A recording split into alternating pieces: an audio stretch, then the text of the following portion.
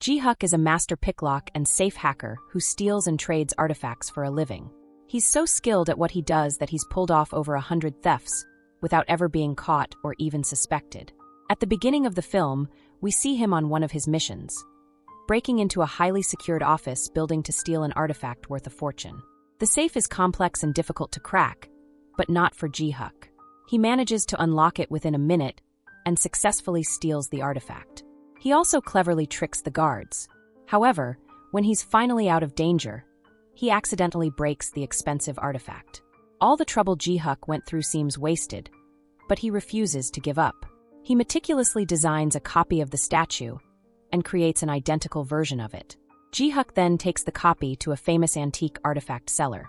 The seller immediately recognizes the statue as a fake and refuses to do business with Ji-Huk. However, the cunning Ji-Huk asks if the seller has ever sold a fake artifact before. He subtly implies that if he wanted to, he could easily expose the seller's corrupt dealings. With no other option, the seller reluctantly agrees to buy the statue. Ji-Huk's partner in crime is also his best friend, Gwyn, a mechanic and an expert in making explosives out of the simplest items. After the last heist, Ji-Huk is now planning to counterfeit bills. He manages to create a unique formula that prints counterfeit bills indistinguishable from real ones.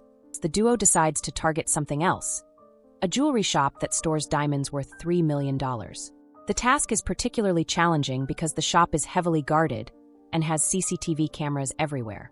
To disable the cameras, they need a skilled hacker willing to help them. Enter Zhang Bei, a young hacker with a notorious reputation for betraying his partners and selling them out for money. Despite his dubious past, Ji-Huk and Gwyn decide to trust him with the task because he's the best in the business. Next, Ji-Huk befriends a woman named Yunha, an art expert. He takes her out on a professional date and comments on her necklace, which was a gift from her late father. They visit a jewelry shop to test the authenticity of the necklace, discovering that the small diamond is a collectible worth millions of dollars. While no one is looking, Ji-Huk slyly slips a bag under the sofa and leaves. They visit a second jewelry shop to confirm the diamond's worth, receiving the same astonished reaction from the dealer.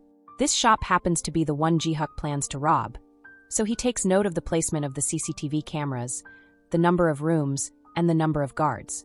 At the end of the day, Ji-Huk evaluates that they must complete the robbery in less than 10 minutes. On the day of the heist, the suitcase Ji-Huk had previously planted in the shop causes an explosion, distracting the guards. Zhang Bei steps in, hacking the CCTV cameras before Ji-Huk and Gwyn enter the shop. Zhang Bei also disables the alarm system, allowing Ji-Huk to touch the safe without alerting the guards. A problem arises when the guards return sooner than expected, but Gwyn distracts them by breaking their car's window. Meanwhile, Ji-Huk manages to get his hands on the diamonds and escapes with them. The trio reunites in the car and celebrates their successful heist. The following day, the owner of the stolen diamonds, Cho, is furious, but also impressed by the con artists who managed to steal from such tight security. Cho is a millionaire businessman and a ruthless gangster who has killed several people to get where he is today. Recently, Cho is also planning his own heist and needs skilled con men for it. He's been testing several safecrackers and picklocks over the past month, but none have met his standards.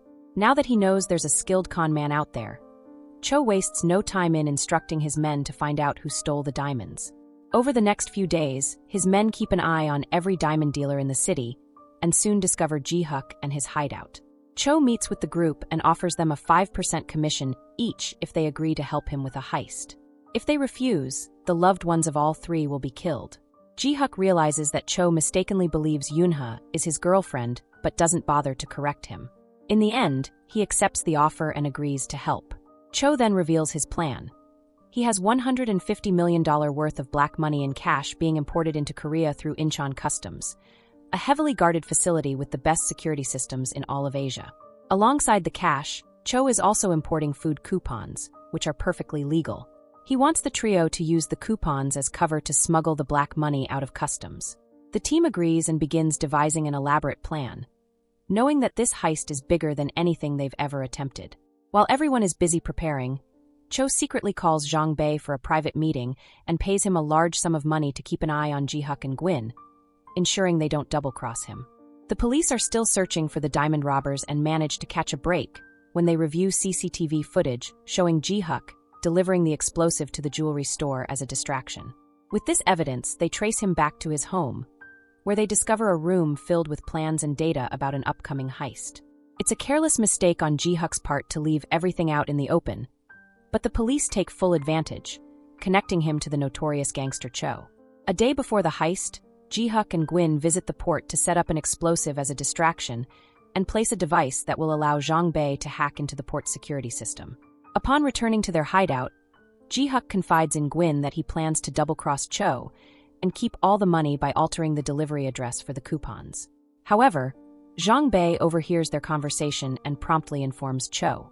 Cho decides to confront Ji-Huk later, as he still needs him for the heist. In the meantime, Ji-Huk waits outside Yoonha's art gallery, hoping to speak with her. She ignores him, upset that he hasn't replied to her texts or calls. When she refuses to talk, Ji-Huk reveals that he was a student of her late father, a master con artist named Mr. O, who introduced Ji-Huk to the world of crime. Mr. O had once decided to leave his criminal life behind, but he was murdered by none other than Cho. Yoonha doesn't believe Ji-Huk and walks away, only to be kidnapped moments later by Cho's men to keep Ji-Huk in line. Finally, the day of the heist arrives, and everyone enters the port in their respective disguises as planned. The operation begins with Cho setting off an explosive that distracts the guards, creating chaos. At the same time, Zhang Bei uses his hacking skills to disable the security system, making it appear that the explosion caused a minor problem that will take 40 minutes to resolve. This gives Ji-Huk and Gwyn enough time to break into the secured room, crack the safe, and load the truck with money while swapping it with the food coupons. Just as they're about to escape, the police arrive at the port after learning about the explosion, forcing Ji-Huk to halt. Seizing the moment, Ji-Huk heads to the customs office to change the delivery address for the money from Cho's to his own. But Cho, having been informed of the plan by Zhang Bei, intercepts him.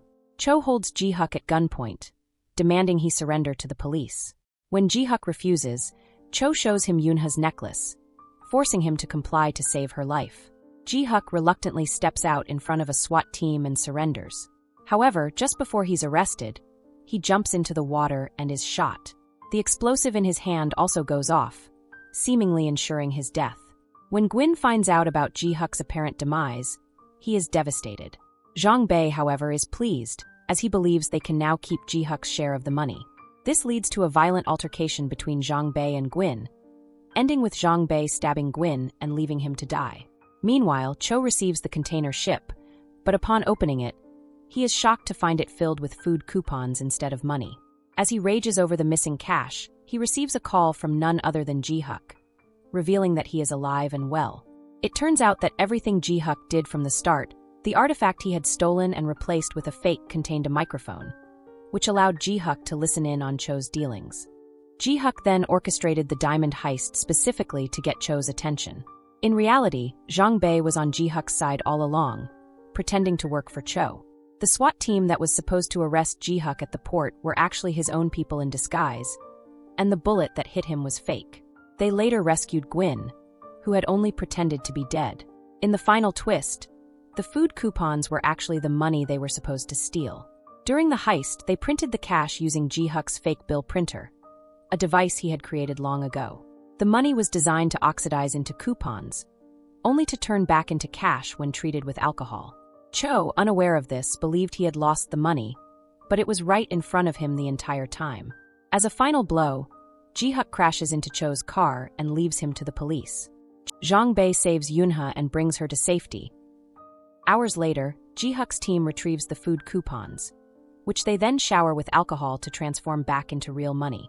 After the incident, Ji-Huk disappears for several months. Then one day, Yoonha receives a large sum of money from him, the same amount he promised to help her start an art gallery in Dubai. During her trip to Dubai, she notices her missing necklace displayed in a museum. Suddenly, Ji-Huk appears behind her, and the movie ends as the two are reunited. So that's it. Hope you enjoy the story. Follow for more videos.